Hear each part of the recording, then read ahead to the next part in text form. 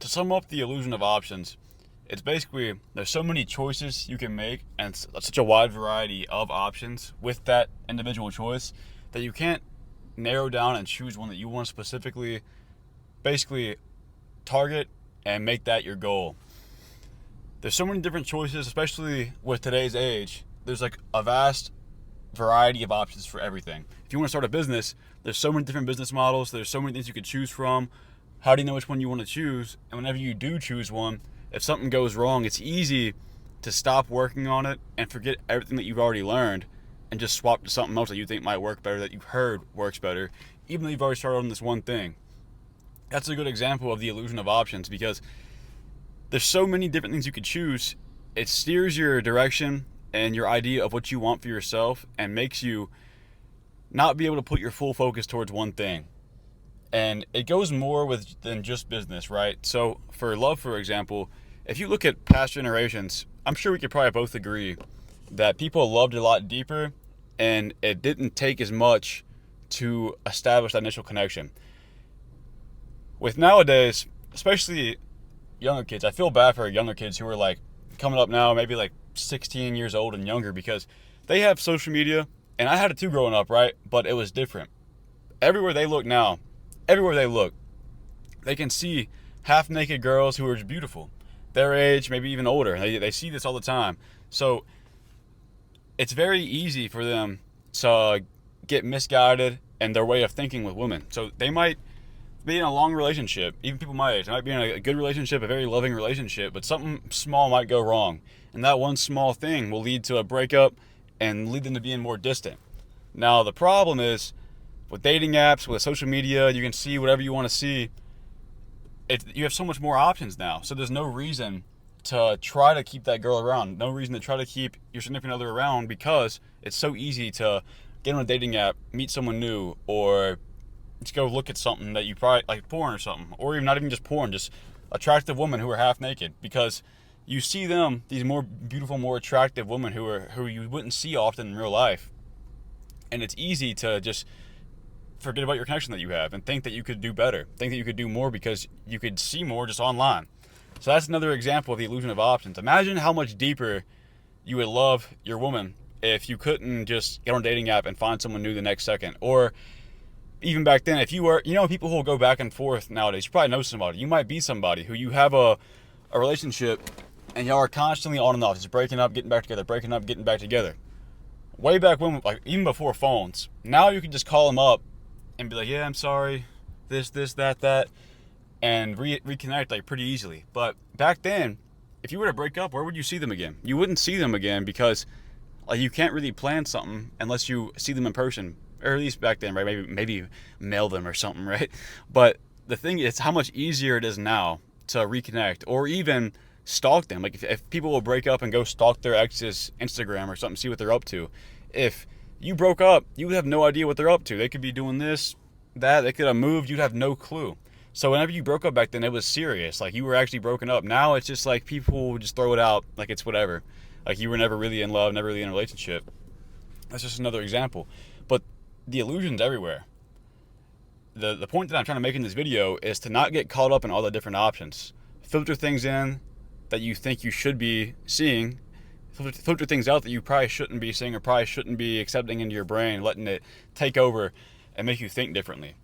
The business model is a good example, because that's something I can relate to. Whenever I was first trying to make like an online business, this is kind of the route that I've stuck to, making YouTube videos, building an audience, and eventually doing something with it, right? This is kind of the thing that I've stuck to. I find it enjoyable, and I get to share knowledge.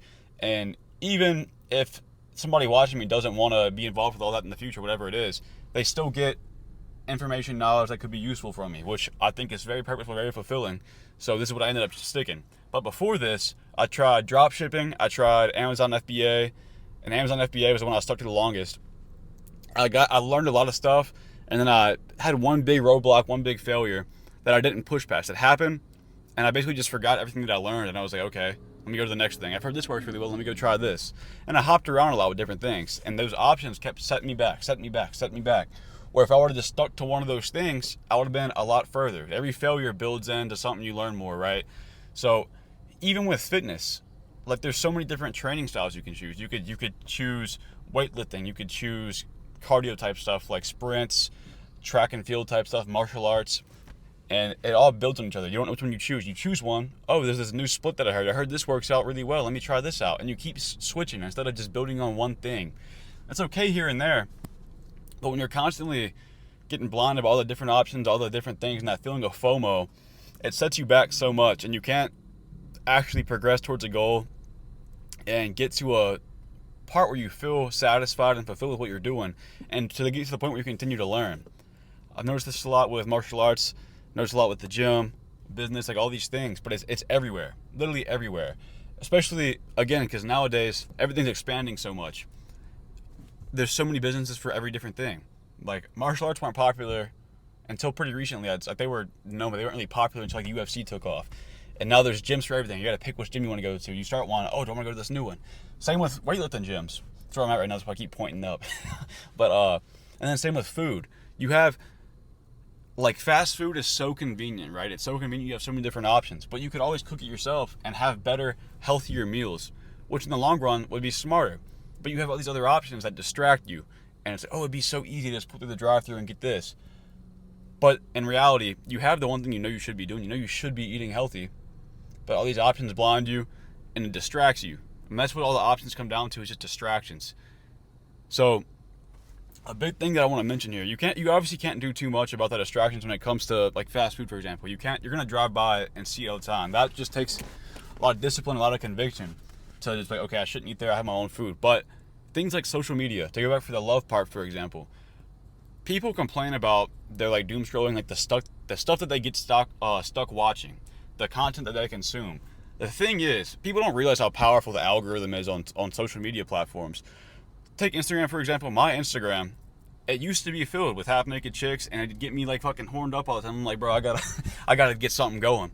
And all you have to do is to clean up your algorithm is to, something you don't want to be seeing often, hold it down and click not interested. I did that with all those. I never get like hot girls on my Explore feed anymore. My Explore feed is, I'm not even exaggerating, it's literally, if you watch me know I do jiu-jitsu, my Explore feed is straight jiu-jitsu techniques or like jiu-jitsu type content, weightlifting content, confidence-based stuff, mental health stuff, just random information, because that's the stuff that I'm interested in.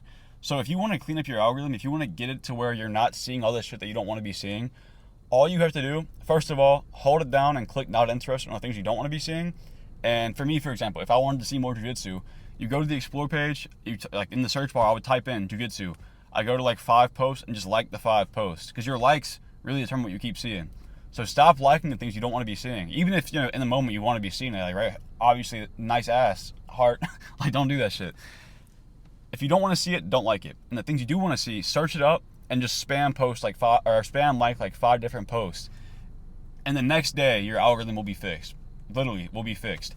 So stop start filtering out the things you don't want to be seeing. I know it's really, like, I would say it's easier said than done, but it's really not. It's really easy to do. It takes like a couple of minutes. And once you do that, you might honestly start realizing how much you are addicted to seeing all that stuff, because when it's there right in front of you, it's like it just keeps popping up. Whenever you never see it, you're like, damn, I kind of wish it was still there. But after like a week, you're happy you start seeing the stuff that you enjoy. The more you see the things you enjoy, the more you're going to think about it, the more you're going to want to be doing it. And it's going to make your days better, because instead of filling it with brain rot, fucking negative things, you're starting to see things that you actually enjoy and feel passionate for, and it reignites you have more of a lust for life. It's like, wow, I really do enjoy this. I'm glad I keep seeing this. Let me improve on this. Let me start working towards this again. Let me create this. Let me do this. Like, you know what I'm saying? It helps your mind so much. Even though people say you shouldn't have social media, if you program it the right way, it can really help you. Like, if you fix your algorithm, I'm not going to say spending like 5 hours plus a day on it is healthy for you, right? But it's not bad if you have the right things. Like, you have news related stuff, you have new information regarding things you like, or like maybe you're getting new information on like AI and stuff, you're getting to learn. Things like that are going to help you in the long run. It's beneficial for you. Don't get blinded by the options. Like, the illusion of options is actually so detrimental to our growth as people. Like, even in the gym, something so small as, oh, do I bulk, do I cut, do I work for athletics? Like, just pick one thing and focus on it. Let that be a season of your life where I want to focus on this. Like, if you've been watching for a while, you probably know that I've lost a good bit of weight. Like, I'm pretty thin right now. I don't like being this thin. Probably like 158, which is really low for me. But at first I was thinking about it. I was like, I kind of want to bulk it to 175 in my bulk. But I'm kind of embracing it because I've been a lot more in jiu-jitsu than I have been with weightlifting. So I've taken out all the aspects of weightlifting. Like, oh, I don't mind being a little bit weaker. I don't mind being a little bit smaller. I'm getting leaner. That's cool. So I'm focused on the positives and trying to go more on that. Like, I'm trying to get my abs showing more. I'm trying to be more vascular. I'm trying to be more explosive for sports. Things like that. So make your choice and then block out the rest. Stop worrying about them. That is some of the best advice I could ever give you. And it makes your life feel a lot more deep and fulfilling. It feels like you're actually living rather than just going through the motions, doing all this random stuff, right? So really try to take this seriously. The social media part alone will go a long way. But if you can realize the options in your life that are distracting you, blinding you, that'll help you even more. So filter out the things you don't want. Find certain things that really call out to you and stick to those and work towards them. Yeah. I think that's a great video on it. One of my best in a while. So hope you take this seriously. Got any value? I appreciate if you would subscribe. Besides that, see you in the next video.